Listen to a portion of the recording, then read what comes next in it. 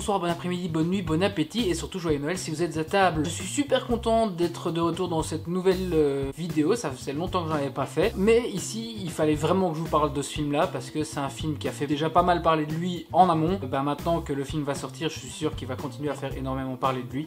Ce film, c'est Ready Player One. Grâce à Comics Prime, pour ceux qui me suivent, voilà, c'est un site dédié à la culture pop, geek, cinéma, jeux vidéo, manga, comics, etc., etc. Je vous encourage d'ailleurs, non, qu'est-ce que je raconte? Je vous encourage pas, je vous oblige à aller visiter la page Comics Prime. J'ai la chance de faire partie de l'équipe de rédaction, donc j'écris de temps en temps des articles sur Comics Prime. Et bien grâce à Comics Prime, on a été invité à voir le film Ready Player One par la Warner, et du coup, on vous en parle. Alors bien sûr, les plus geeks d'entre nous savent très bien ce que c'est Ready Player One, c'est quelque chose qui fait partie de la culture, mais pour les autres, petite piqûre de rappel. Ernest Cline, un véritable fan de pop culture, après avoir traîné ses savates à peu près dans tous les boulots divers et variés, travailler dans le fast-food et autres, va voir son scénario qu'il a écrit en 98 passer à l'écran, mais ça a pris 11 ans entre l'écriture et l'arrivée sur l'écran, et son scénario c'était celui de Fanboys, un film vraiment qui est une ode à la culture geek et qui va marquer les esprits. Fort de ce succès, Ernest va se lancer dans l'écriture d'un roman qui sera probablement l'œuvre clé de toute son œuvre. Ce roman, c'est Ready Player One. Il est publié en 2011 et est tout de suite acclamé comme vraiment un best-seller. Le New York Times, CNN, Entertainment Weekly vont vraiment l'encenser. Mais pour comprendre le succès de ce roman, il faut remonter dans le temps. Nom de Zeus! Nous voilà en 1978, au 78. Qui vois-je là-bas? Le jeune Ernest Cline. À quoi joue-t-il? Quel objet susceptible d'altérer l'espace-temps est-il en train d'utiliser? Une Atari 2600. Marty, il joue à Adventure, le premier jeu à comporter un Easter egg. En effet, en 1978, Warren Robinet, qui est développeur pour Atari, il va créer le jeu qui s'appelle Adventure et va y cacher le premier Easter egg, la première private joke reconnue mondialement comme telle. Tout ça va vraiment définitivement changer la carrière d'Ernest. D'ailleurs, il en parle dans l'excellent documentaire Atari Game Over qui est disponible sur Netflix et qui parle un petit peu de cette fin de la console qui a été vraiment culte dans l'histoire du gaming. D'ailleurs, ce reportage a été réalisé par un certain Zach Penn, qui est également scénariste de Ready Player One. Tiens. Revenons-en au bouquin. Issu de l'imagination fertile d'Ernest, et puis surtout de 30 ans de culture geekissime, nous plonge dans un véritable condensé de références à la pop culture. Elle raconte l'histoire d'un monde futuriste dans les années 2040, où chaque être humain passe le plus clair de son temps dans un jeu vidéo en réalité virtuelle, créé par un certain Halliday, qui n'a rien à voir avec le chanteur, et qui est le pendant du Steve Jobs, mais version jeu vidéo. Tout ça, évidemment, c'est pour échapper à un quotidien épouvantable où ils vivent dans des conteneurs, dans des villes qui s'appellent les piles. Le but du jeu est de découvrir un Easter egg qui a été caché par Halliday lui-même au cœur du jeu, atteignable uniquement par la résolution de 3 énigmes, de 3 épreuves quasiment insurmontables. Le gagnant recevra la clé du royaume et surtout les bénéfices du jeu. Mais je vais m'arrêter là dans le teasing parce qu'il y a quand même beaucoup de moments qui méritent vraiment à être découverts pendant le film. 7 ans après la parution de ce bouquin, le géant Steven Spielberg va s'emparer de l'histoire pour le porter à l'écran. Et pour ce faire, il va utiliser des technologies tout à fait innovantes en matière de cinéma, mais on y reviendra plus tard. Dans les rôles clés, on retrouve Ty Sheridan, que l'on a aperçu dans le très moyen manuel de survie à l'apocalypse zombie, mais aussi en tant que Cyclope jeune dans les derniers X-Men. La co-star du film, c'est Olivia Cooke, que vous connaissez pour rien en fait. Si, elle a fait des films, mais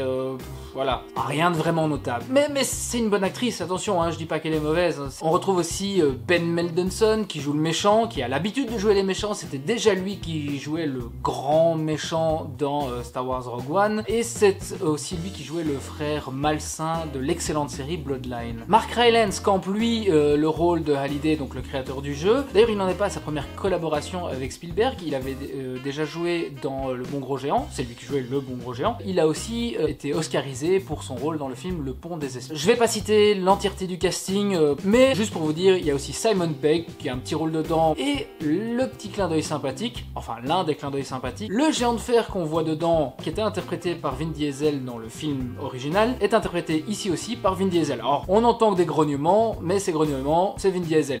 Bref, c'est fini les palabres, embarquez avec moi maintenant tout de suite pour voir quels sont les points positifs. Alors, après avoir vu la bande-annonce, je dois avouer que j'avais des grosses craintes niveau effets spéciaux. Un aspect trop gaming, alors tout à fait à propos par rapport au thème du film, hein, c'est un jeu vidéo donc ça se tient, mais j'avoue que l'idée de me retrouver dans une cinématique de jeu vidéo pendant 2 heures me rebutait quand même pas mal. Puis arrivent les premières scènes du film, on découvre Oasis, donc le monde virtuel, on a une première course de voiture, on découvre tous les personnages, et ça a confirmé mes craintes en fait. Tout ça était trop nerveux, trop animé, trop chaotique, enfin c'était vraiment difficile à suivre. T'étais pas censé parler des points positifs là? Oui, je sais, 2 secondes, j'y arrive. Effectivement, les premières minutes sont un peu violentes, mais rapidement, ça se calme. Dans le montage, dans le rythme, et on arrive assez rapidement à entrer réellement dans le film. Et quand je dis entrer, c'est pas une figure de style, on entre vraiment dans le film, dans les décors, et on est vite accroché par l'intrigue, et surtout par les personnages. Alors souvent dans un film où les personnages sont pas réels, comme dans Warcraft, comme dans Final Fantasy, il y a le risque qu'on passe à côté de l'empathie, qu'on n'arrive pas à s'identifier aux personnages, voire même qu'on ne les aime pas.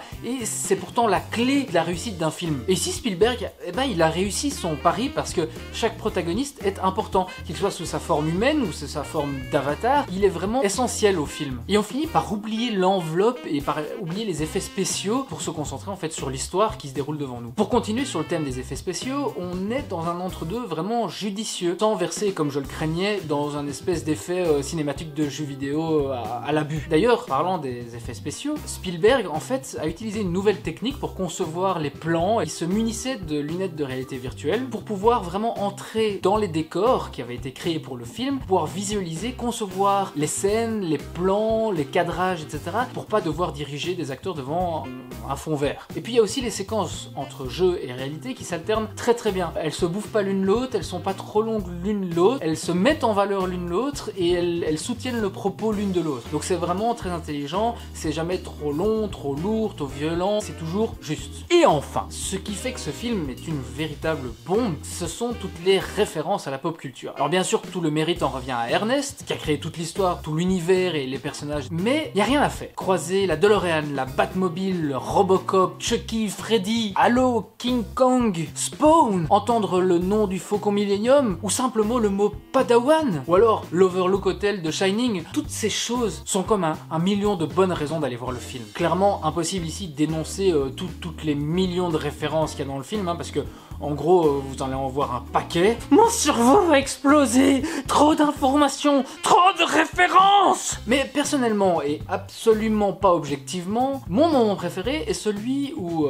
notre héros s'empare d'un cube, qui est en fait un Rubik's Cube, qui s'appelle le cube de Zemeckis, qui a la faculté de pouvoir permettre à son utilisateur de remonter dans le temps. Et lorsqu'il l'utilise, quelques notes de musique douce à l'oreille, qui font se dresser tous les poils. Et vous l'aurez reconnu, cette musique n'est autre que la musique de Alan Silvestri, composée pour Robert Zemeckis pour le film Retour vers le futur. D'ailleurs, en parlant de musique, et en parlant de Silvestri, dans ce film, c'est Silvestri qui compose la musique, et non John Williams, comme à l'habitude des productions Spielberg. Pourquoi? 2 raisons à mon sens. Premièrement, qui d'autre pour créer la musique d'un film dont le héros conduit une DeLorean, si ce n'est Silvestri? Deuxième raison, Spielberg a décidé d'effacer toutes les références à lui-même. Il aime pas ça, il dit qu'il est pas trop fan. Et donc du coup, comment ne pas penser à Spielberg et à tous les chefs-d'œuvre de Spielberg quand on entend une musique de John Williams avec des caractéristiques vraiment typiques de son style? Il a été obligé de le virer. Enfin voilà, c'est tout pour les points positifs. On va passer maintenant aux points négatifs. Je vous ai dit qu'il y avait des easter eggs, non? Ouais,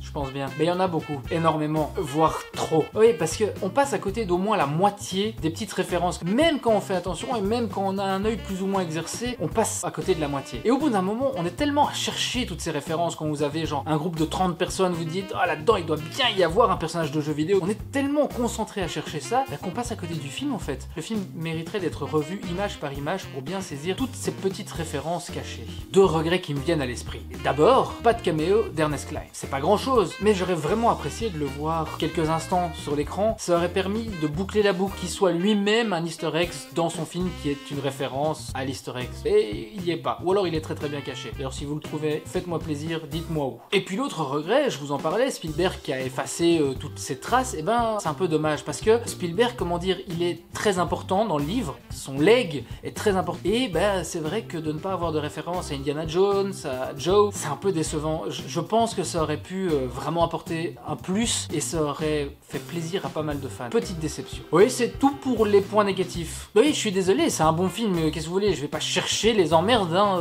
Alors conclusion, devez-vous aller voir ce film ou pas? Eh ben oui, sans aucun doute. On retrouve enfin du grand Spielberg, après avoir été très, voire trop productif ces dernières années, en nous livrant des films qui étaient des bons films, mais qui étaient certainement pas des révolutions. Le voilà de retour avec vraiment quelque chose de nouveau, d'incroyable, j'irais presque jusqu'à dire exceptionnel, et qui, j'en suis sûr, marquera l'histoire du cinéma au même titre que des films comme Blade Runner ou Tron. Clairement, ceux qui ont grandi dans les années 80 vont vibrer comme jamais, mais les autres aussi, parce que les plus jeunes et les plus vieux pourront s'y retrouver. Spielberg a en effet réussi de ne pas les mettre de côté. Alors même si ces derniers n'auront probablement pas les clés nécessaires pour déceler tous les petits secrets cachés, ils vont quand même pouvoir apprécier le film parce que ça reste une belle aventure épique. Voilà, c'est tout pour moi. Vous savez tout, ou presque, sur le film. Ah non, j'allais oublier. Comme Ready Player One est un bel hommage à l'Easter eggs, j'ai décidé de vous faire un petit cadeau. J'ai disséminé tout au long de cette vidéo plusieurs clés. À vous de les compter pour tenter de gagner le livre Ready Player One. Oui, je vous offre le livre. Mais attention, pour gagner, il faut suivre les règles. Vous devez commenter la vidéo en me disant combien il y a de clés dans la vidéo. Vous devez la commenter, mais attention, sur YouTube. Vous devez la commenter en dessous de la vidéo sur YouTube. C'est très important, sinon ça ne compte pas. Voilà, je vous laisse une semaine pour participer. Il y aura un tirage au sort et j'annoncerai les gagnants